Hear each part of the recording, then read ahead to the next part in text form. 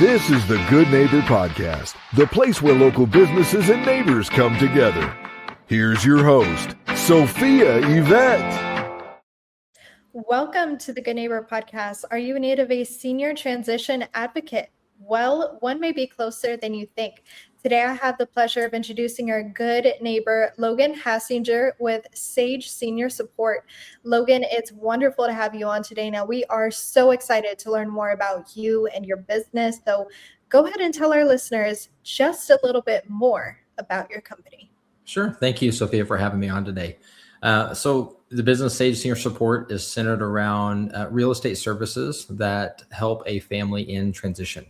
A transition for us means they are, the adult child, typically in their 40s to 60s, is helping a mother or a father or an uncle, a senior loved one, moving from their existing home and into some form of senior living. That could be assisted living, memory care, even 55 plus communities, or maybe they've inherited a home after the passing of the loved one.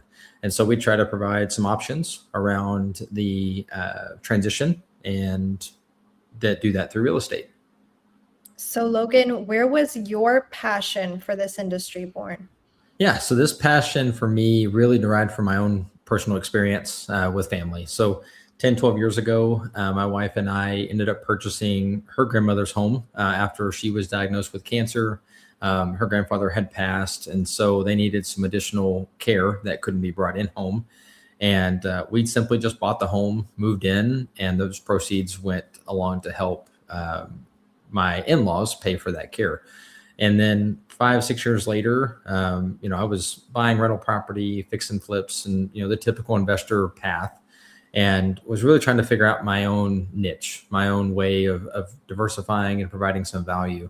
And so I kind of leveraged that experience and, asked myself some questions around what would it look like if we served in a different way beyond just the transaction of, buying the home and giving a family quick access to funds, but really giving them guidance around the transition out, and whether that's, placement or home health, home care, hospice sometimes. There are a lot of resources within the senior living space that most families just don't know about. So try to bring those to light and make it a little bit easier on them as they navigate that move. Wow. I love that. Now, we are going to get into the most common misconception that you typically face, because I'm sure there's a few in your industry. So go ahead and name one or two of those for our audience today. Yeah, the biggest one is definitely, I'm an investor going to take advantage of the situation through a low ball offer, and giving a family just a number that works for me but doesn't really work for them, knowing that they need to move quickly. And so I'm taking advantage of it. So we try to combat that. Yeah, go ahead. No, that's crazy. Yeah. So I try to combat that stigma or misconception through transparency. I used to write a number on a yellow legal pad, provide it to them after walking the home and saying, call me if you need me, if that works for you. Not really connecting with the family, not asking questions about really what's going on. But now with transparency of, putting together a neighborhood analysis, most real estate agents would call it a CMA, or a comparative market analysis, gives them some insights into what homes are selling for in their neighborhood. And then with the condition of those homes. So if they move in ready, or they needing some work, and most, all of our projects we're going to get them up to par so that they are move-in ready. Walking the family through the renovations, all the things that we would do to get that value, and then provide them an offer. They've got, from A to Z, how we arrived there. They may not like the number, and that's okay. But we at least give some visibility into what and how we got there. I love how you have this full spectrum approach that you walk your clients through. Now, we're going to go ahead and switch gears here for a second. We do know that marketing is the heart of every business. Yep. So ideally, who is the ideal family you're looking to help, and how are you attracting them today?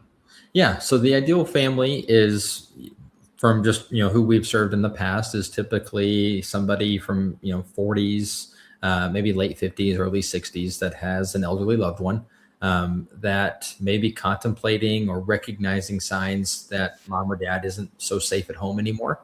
That entails a whole set of emotions of, loss of independence and just the forcing a move when, they told them you would never do this to them.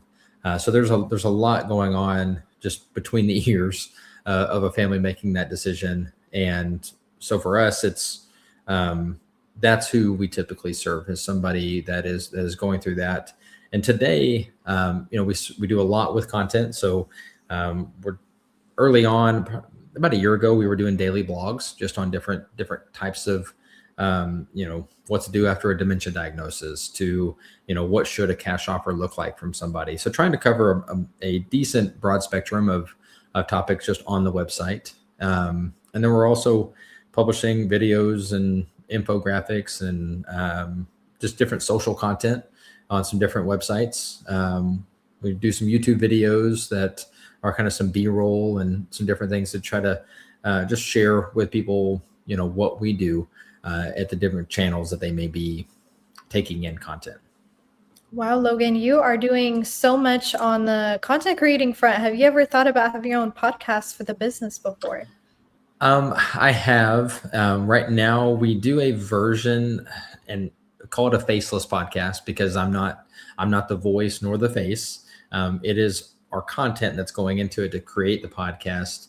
And so we've got some things on iTunes and Amazon and Spotify where, it's two voiceovers talking about a topic that I'm feeding it and giving context from, my own, clients. Names are not disclosed, but we at least kind of share some experiences through the reviews we've gotten, and we're just visiting with families. And so we've created a podcast that is out there, but it's not my voice.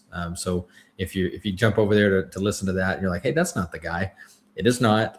It's just some voiceovers. That's a very interesting approach. So. Now, Logan, outside of work, what do you and your family like to do for fun? Yeah. So I've got 3 girls, 5, 10, and 12.